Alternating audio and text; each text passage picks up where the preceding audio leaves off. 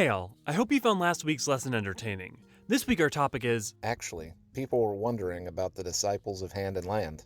Wait, what? I didn't think I needed to... A lot of people were asking. Really? But they're all just... I don't make the rules, just do it. Well, okay. It seems some of you had lingering questions regarding the meaning of the disciples of the land and hand jobs after last week. I had avoided covering them seeing as they are all pretty much what they seem at first glance. But you know, there may be some interesting tidbits here and there. So, shelving our intended topic, let's go over them quickly, shall we? For the disciples of the land, we have the miner symbol, which is a pickaxe. The common tool used for just about everything in the profession, from breaking through rock, prospecting for ore, occasionally a weapon, and even scratching one's back. Note, that is neither recommended nor a verifiable practice. For botanist, we have the symbol of wheat, which is a plant, which is what we gather as a botanist, and will become relevant to a later symbol. For fisher, we have what appears to be a fish, but in fact is a representation of a warding necklace worn by the Lalafell of the South Sea Isles, who originated the art of wave pulling and a method by which their boats could soar above the ocean waters, and is in fact a representation not of a wavekin, but a cloudkin that often attempts to steal their children the night. I'm only kidding. It's just a fish. However, fish are the root of near all lore in an archon's arsenal. The very annals of Charlian do not compare to the overwhelming ocean of knowledge contained in the aquatic life of this star. The very records of creatures lost to time only linger in the memory of these aquatic life forms. Moving on. Sliding on over to the Disciple of Hand. First we have the Carpenter symbol, which at first seems to be a pretty typical handsaw, and yet look deeper and there is something of note.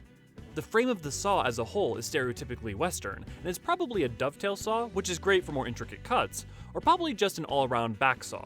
But despite what seems to be a Western style in its frame, the teeth are actually pointed backwards, meaning its cut is on the pull, like a Japanese saw, whereas Western saws cut on the push, making the symbol a synthesis of two cultures, not unlike Gridania with man and elemental, or going further back in Gridania's timeline, like Gelmora and the relationship between Hyr and Eorzean.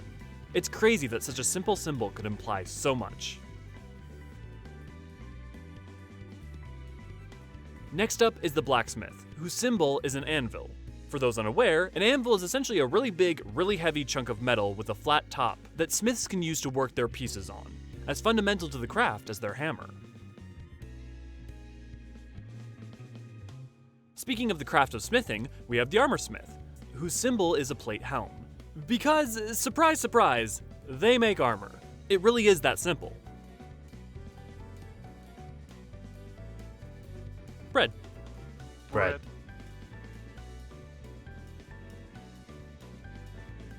The goldsmith symbol is a tiara, a perfect representation of the fine metalwork and jewelry craft of the job, but all the more resonant for its ties to the Sultanate and Ul'dah, where goldsmithing has become most famous in modern times.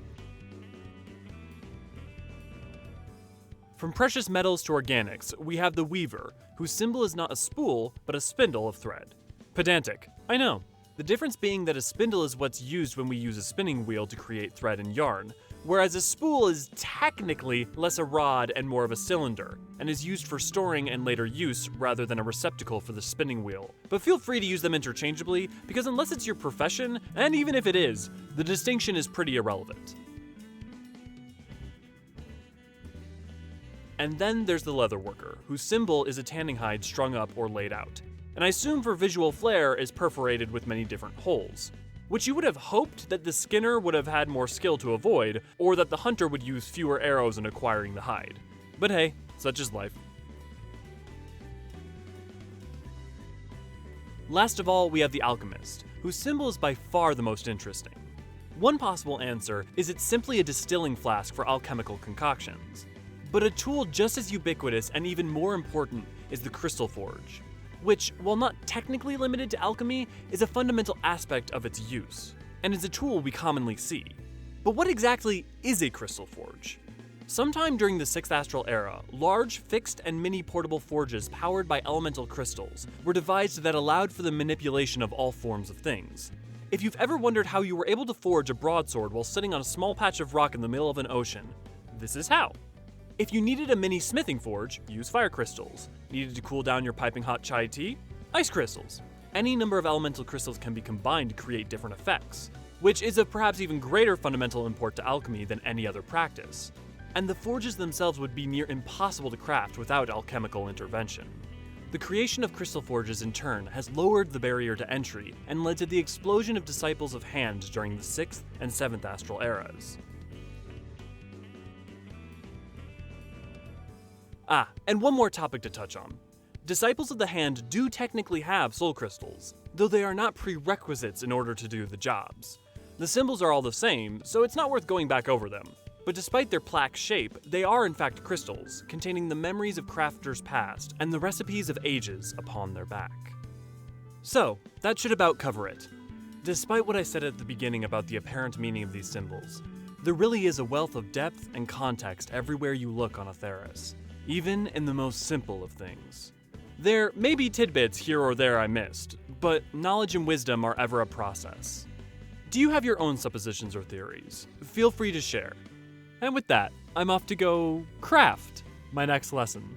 So until then, stay safe, Archons.